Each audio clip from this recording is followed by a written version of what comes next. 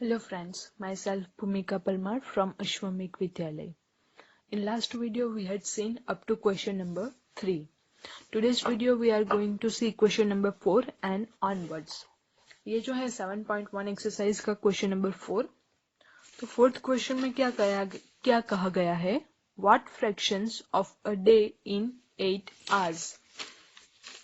8 hours जो है तो दिन में अगर 8 आवर्स अगर हम लोग कंसिडर करें तो वो पूरे दिन का कितना फ्रैक्शन होगा तो वो हम लोगों को दिखाना है. तो अगेन हम लोगों के पास एक दिन में होते हैं 24 hours. So one day we have 24 hours. Okay, अब हम लोगों को फ्रैक्शन में कन्वर्ट करना है 8 आवर्स को. 8 आवर्स को हम लोग अगर फ्रैक्शन में कन्वर्ट करना चाहे तो वो हम लोग किस तरह से कर सकते हैं? तो टोटल नंबर जो है वो हम लोगों के पास आएंगे डिनोमिनेटर में, तो वो हम लोग लिख लेंगे डिनोमिनेटर में. एंड जो पार्ट हम लोगों को कंसीडर करना है, पूरी चीज में से हम लोग जो कंसीडर करते हैं उसको हम लोग लिखते हैं न्यूमरेटर में, तो वो हो जाता है 8/24. तो ये जो है वो फ्रैक्शन हम लोगों को मिलता है 8/24. अगेन इसको आप लोग जो है सिंप्लीफिकेशन देते हैं तो 8 into 3, 8 3s are 24, 8 cancel out, so 1/3. तो इसमें से अगर आप लोग 8/24 लिखे या 1/3 लिखे, कोई भी लिखे हम लोग कंसिडर करेंगे. नेक्स्ट क्वेश्चन है what fraction of an hour is 40 minutes. तो 40 मिनट जो है वो कितना फ्रैक्शन दिखाती है 1 आवर का. अगेन 1 आवर है हम लोगों के पास. अब हम लोग जानते हैं कि 1 आवर इक्वल्स टू 60 मिनट्स. तो टोटल हम लोगों के पास है 40 मिनट्स. तो 40 मिनट अगर हम लोग ले लें तो उसको हम लोग किस तरह से फ्रैक्शन में लिखेंगे? तो अगेन जो जिस तरह से हम लोगों ने यहाँ पे किया सेम वे में हम लोग जाएंगे कि जो टोटल पार्ट है वो हम लोग लिखेंगे डिनोमिनेटर में. टोटल कितना है यहाँ पे 60 मिनट, तो 60 मिनट हम लोग लिखेंगे डिनोमिनेटर में. एंड 40 जो है वो हम लोग लिखेंगे न्यूमरेटर में. तो जो हम लोगों को फ्रैक्शन मिलता है वो होता है 40/60. तो ये हम लोगों को फ्रैक्शन मिल गया. अगेन इसको आप लोग सिंप्लीफिकेशन करना चाहे तो वो कर सकते हैं, अगर नहीं करना चाहे तो भी कोई बात नहीं है. नेक्स्ट है question number 6. Arya, Abhimanyu and Vivek shared lunch.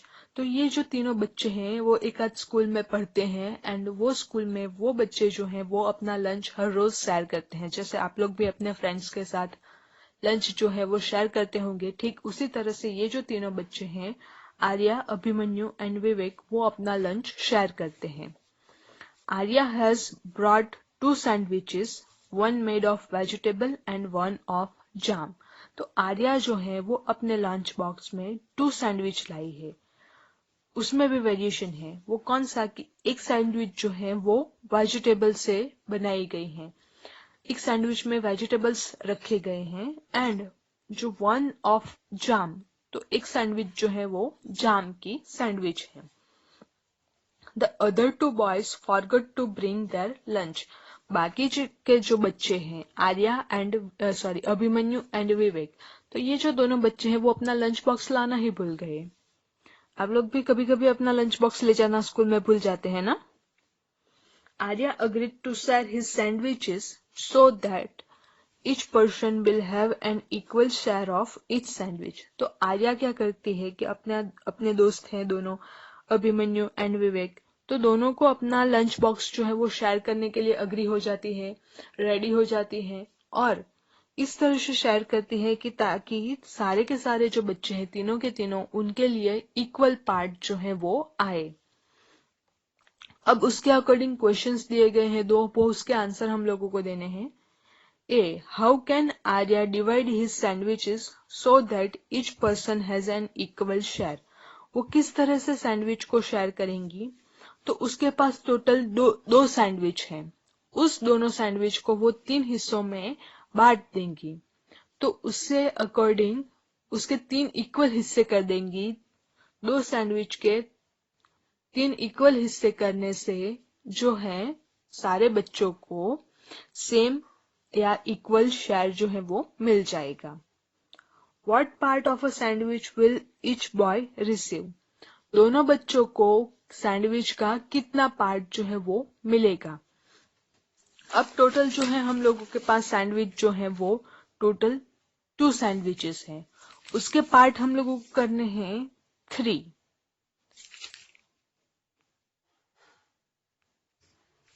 Total उसके पास है 2 सैंडविचेस। अब 2 सैंडविच जो हैं उसके वो पार्ट करती हैं टोटल 3 पार्ट। तो टोटल पार्ट हो गए 3।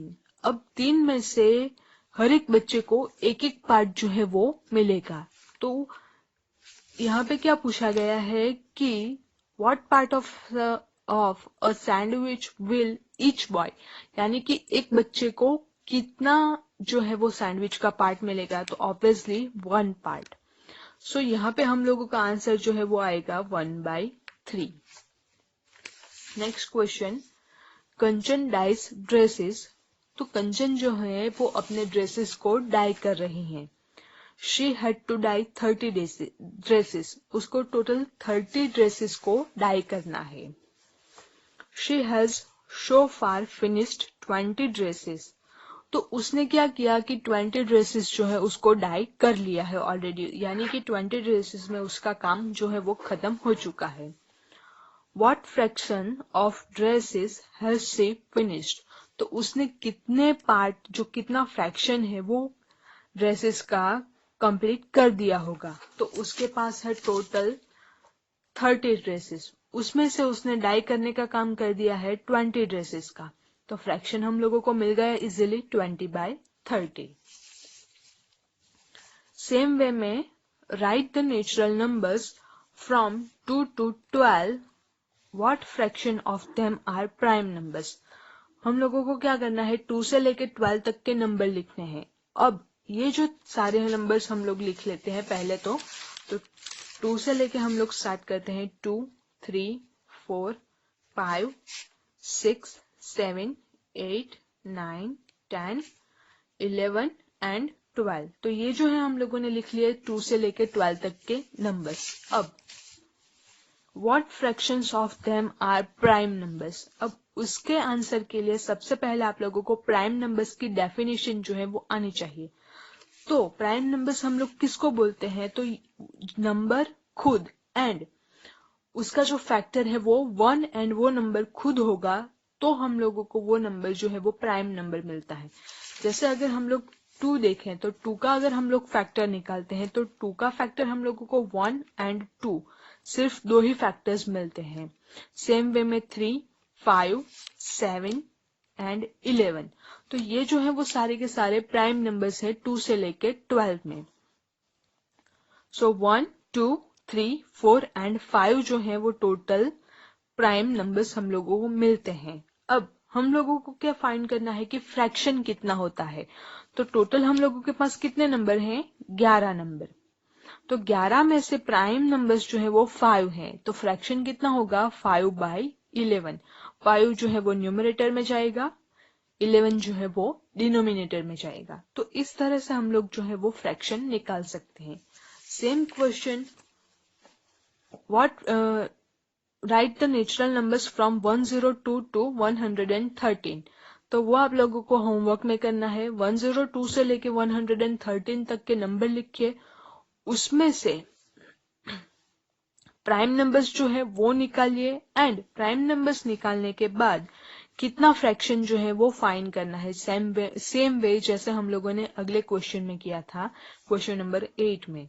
So question number 9 is your homework. Question number 10 and 11 में भी मैं आप लोगों को हिंट दे देती हूँ, तो वो भी आप लोगों के लिए होमवर्क हो जाएगा। What fraction of these circles have x in them? यहाँ पे आप लोगों के पास जो है वो सर्कल्स ड्रॉ करके दिए गए हैं। इसमें अगर हम लोग सर्कल्स देखें तो टोटल नंबर ऑफ सर्कल्स हैं 1, 2, 3, 4, 5, 6, 7 एंड 8। तो टोटल 8 सर्कल्स हैं। उसमें से ये जो है क्रॉस मार्क किए हुए सर्कल या फिर एक्स ड्रॉ किए हैं सर्कल, तो वो कितने सर्कल है, टोटल 4 सर्कल्स। सो जो फ्रैक्शन हम लोगों को मिलेगा वो होगा 4/8 यानी कि इसका अगर हम लोग सिंप्लीफिकेशन करेंगे तो वो आंसर हम लोगों को मिलेगा 1/2 या 1/2। Same way 11th question, Kristen received a CD player from for her birthday. She bought 3 CDs and received 5 other CDs as gifts. Kristen जो है उसको उसके बर्थडे पे सीडी प्लेयर जो है वो गिफ्ट में मिला है। तो उसके लिए वो क्या करता है कि शी बॉट 3 सीडीज, तो वो 3 सीडीज जो है वो मार्केट से खरीदती है। And 5 CDs received from others as a gift, तो 5 सीडीज जो है वो गिफ्ट में उसको मिलती है। तो टोटल उसकी हो जाती है 5 + 3 यानी कि 8 CDs. What fraction of her total CDs did she buy and what fraction did she received as a gift?